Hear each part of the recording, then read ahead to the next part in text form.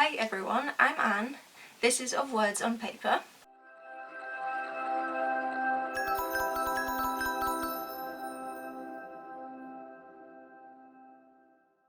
I thought I would make a bit of a fun video because the other day I tried filming a vlog and I simply failed. I'm just not very good at carrying my camera around, and I'm also a very shy person. You know, if I can film in my bedroom, that's much better. So I thought I would make this video, which I've been thinking about for a while, recommending books to my favourite YouTubers. And this doesn't mean necessarily book YouTubers. So today I'm going to talk to you about 4 of my favourite YouTube channels and then recommend 2 books to each of them. So without further ado, let me introduce the first channel, and that is Stan Tough's channel. So I do not know who is behind this, but I applaud them and thank them for their existence because it's such a good channel. So if you are online in any capacity, you might remember that a while ago a bunch of YouTube channels became quite viral because they were making medieval covers of contemporary pop songs. There were a few of them, but my favourite was this one, Stan Tough, and it's been ever since, and I actually can't stop listening to it. Every time they release something, I just go and have to listen to it because their versions are very funny, obviously. Why wouldn't you want to listen to NSYNC but with flutes and little drums, you know? Like, it's so good. But also their arrangements and their production are actually so good. So one of my favourites, for instance, is their version of Rihanna's Umbrella, because it literally sounds like a wedding song.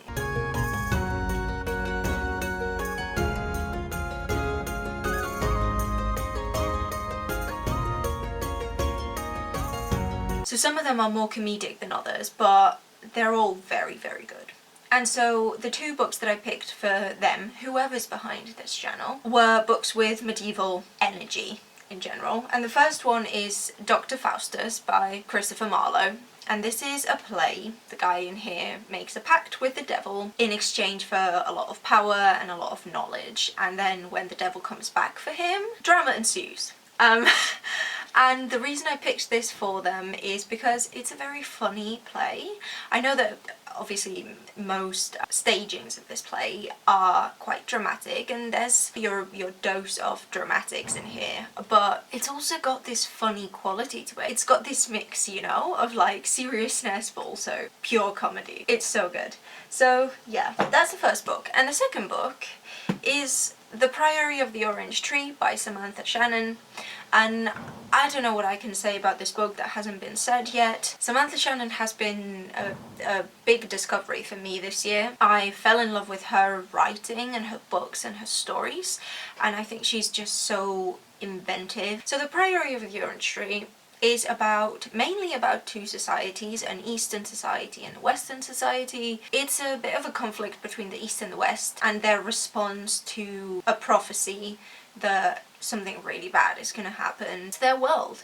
And so in the West you've got this kingdom where everybody believes that the reason that nothing's happened to them yet is because they've got this lineage of queens, and as long as one of the queens is reigning, the dragons that are supposed to attack them in the future won't. In the East they've got a much better relationship with dragons. They have a mutual trust with them, something that in the West it's a no-no. And when they start to see that the threats to the world are bigger than they actually thought, it's the conflict of how characters from all these places join forces to prevent this battle or this harm to the world that they knew. It's just very interesting. As you can see, it's a very long book, so there's space for a lot of stuff, but each page is absolutely worth it. You've got political intrigue, you've got, again, dragons, fun adventures, pirates. There's a lot of stuff in here, and everything is incredible.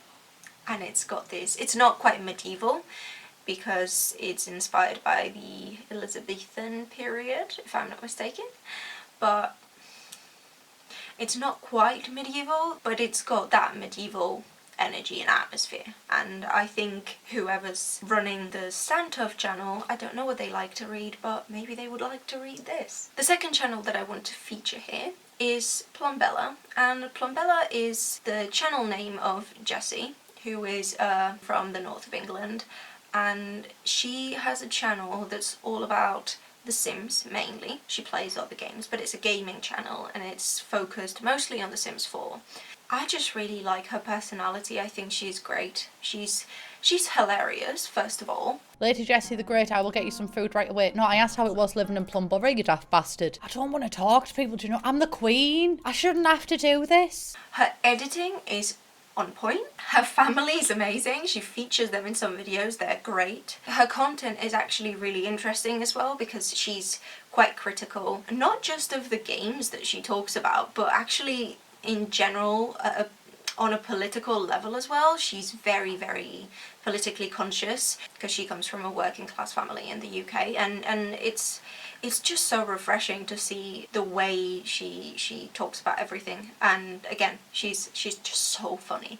So I picked 2 books for her. The first one being Warcross by Marie Lu. You might have seen this one coming because it's all about gaming. This is a YA sci-fi book about a future society where a lot of people play this game that I think is modelled after League of Legends. Our main character, Amika Chen, she works as a hacker slash bounty hunter hacking into this game.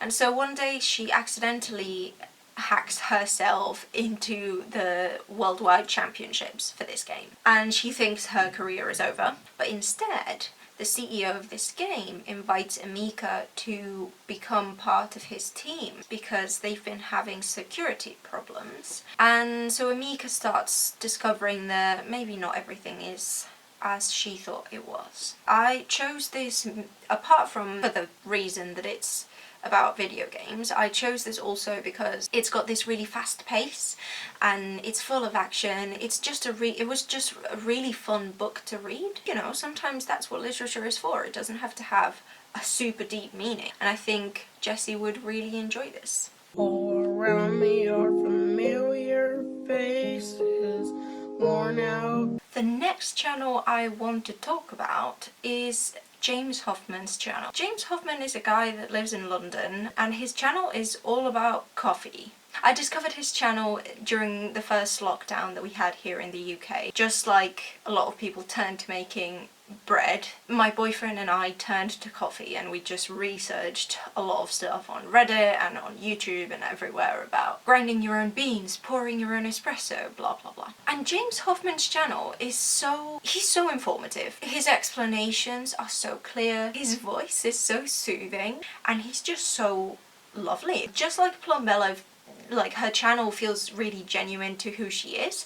I feel like even though James's channel is a lot more professional, but in terms of the setup, Plumbella just films herself gaming from her room, and that's really fun, and that's what gaming channels are. James Hoffman's channel is a bit more like a cooking show in terms of the setup that you've got, but you can still feel his personality coming through. This is British coffee cake, and it's not because I have some weird patriotism, it's because in this country, coffee cake tastes of coffee. In America, coffee cake is just a bland cake that you eat with coffee.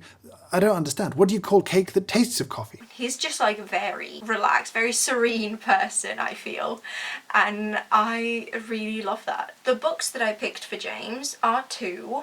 One I don't want to get too much into because I recommend it all the damn time, and that is The Lonely City by Olivia Laing. I feel like most of the videos on my channel feature this book in some way, but this is a non-fiction book about living in cities and about loneliness and also about history of art. I thought James Hoffman would be the kind of person to enjoy interesting non-fiction, you know, like not just self-help books, which are absolutely fine, but more like creative non-fiction, you know, essays and things like that. And this is exactly what The Lonely City is. I remember he was asking for book recommendations on Twitter a while ago, and I said how I really enjoyed Fight Club, which actually I filmed a vlog about this. You can check it out in the description or over here, I don't know. And he said that he had liked Chuck Palahniuk a lot. He'd read some of his books a while ago, I think. I don't know exactly what made me connect Fight Club with this, or with the other book that I'm going to recommend. But I just think this reminds me of him and his channel. It's this really elegant reflection on living in a city. And this takes place in New York mostly, but it could apply to London, certainly. The other book that I wanted to recommend to him is a bit of a long shot, maybe, and that is This Is How You Lose the Time War. And this is a novella, this is a sci-fi short novella about two women who are fighting against each other on two sides of this time war. Basically, in each of the futures that they live in two parallel timelines. In Red's timeline, who is one of the characters, her team, her side of the war has won, and in Blue's timeline, her side has won.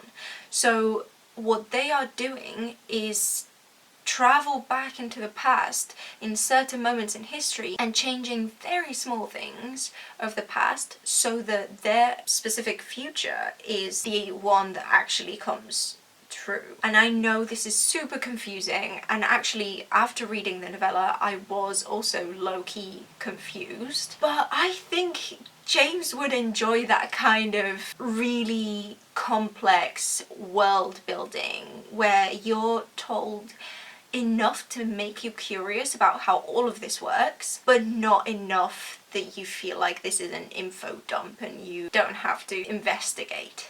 I don't know if this makes any sense, but I think he would enjoy this. There's also a sapphic romance in this. I should have said it happens in the form of letters between the two of them, messages that they send each other. They start as enemies, but they end up as lovers. Obviously, it's hardly a spoiler, but yeah, it's the kind of convoluted, fascinating book that James would enjoy. I think that's a good choice. And finally, the last channel I want to feature here is actually a booktube channel. It's the channel of a woman called Noelle Gallagher. She's from the US. She's just so lovely.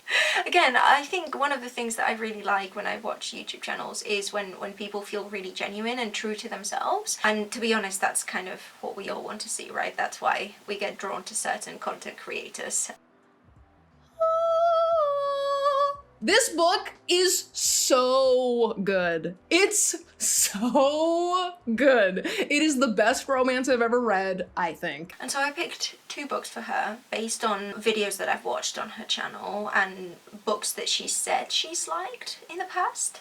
And so the first recommendation for her is Damaged Goods by Talia Hibbert. This is a novella that you actually can get for free, if I'm not mistaken, if you sign up for Talia's newsletter. And oh my god, was that a good decision.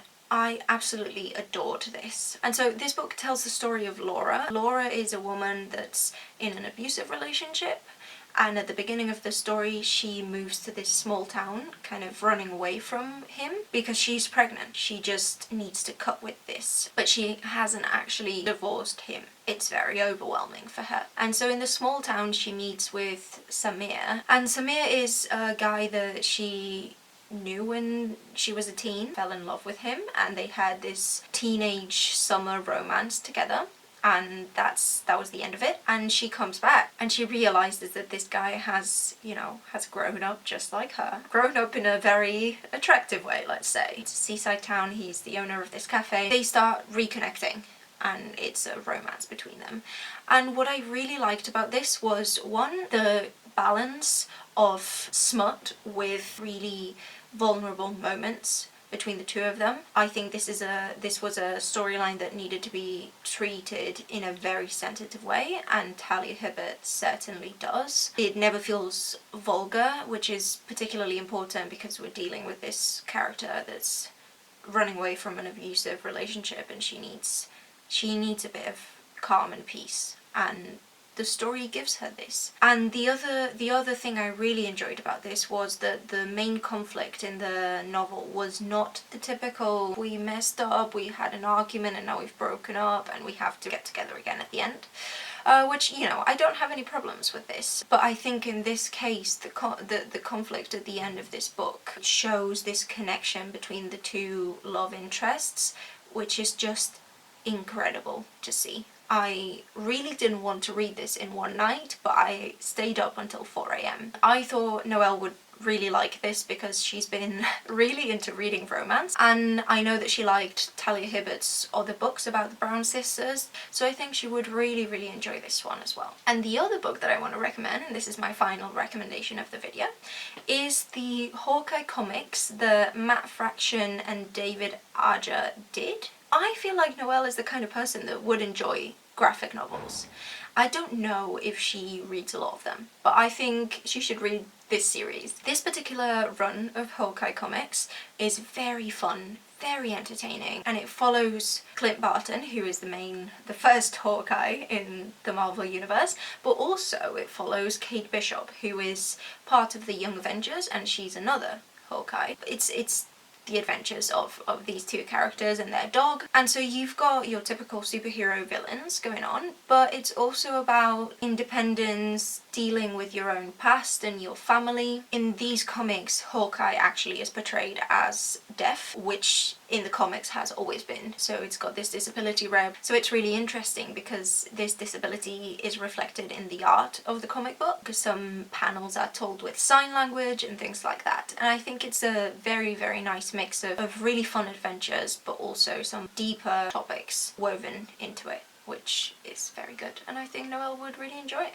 And so the video ends here, my friends. I hope you enjoyed these recommendations. Obviously, this goes without saying, these are recommendations for my favourite YouTubers, but they're also for you. I hope you enjoyed the video as well. If you did, give it a thumbs up, subscribe if you enjoy my content. I really appreciate it. And do tell me in the comments who your favourite YouTubers are, because I'm always so excited to discover new people and new content creators. So I'm gonna leave it here. I will see you in the next video. Thank you for being here, and see you soon.